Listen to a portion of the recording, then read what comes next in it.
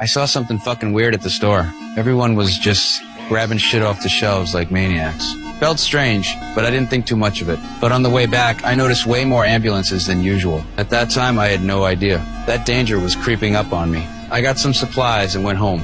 As I turned around to put things away, the television suddenly flashed breaking news. A new virus was spreading across the country. The media said wearing masks could keep it at bay. That night, I got a call from my sister. She's a government official, so she knew more.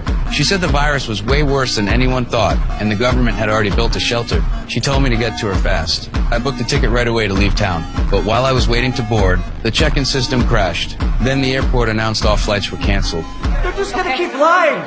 Don't you get it? They want us all to die here!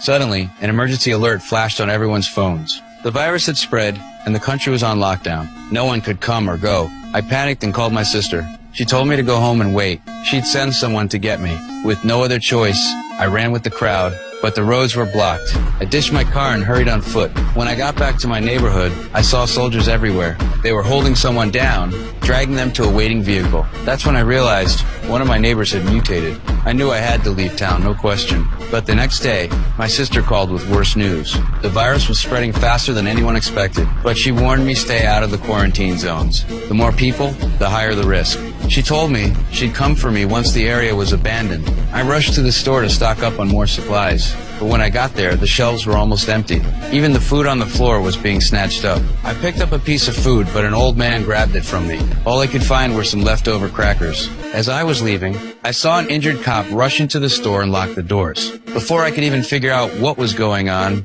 a huge crowd screamed and scattered. Another cop was attacked by an infected person and instinctively wanted to help.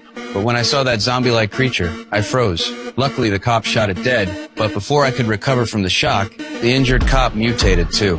Are you okay? Stay back! Stay back!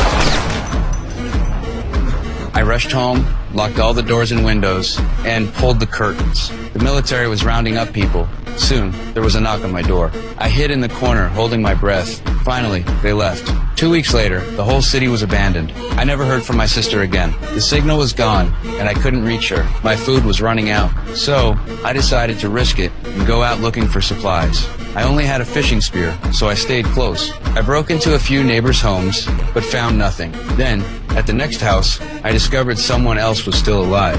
I've got nothing.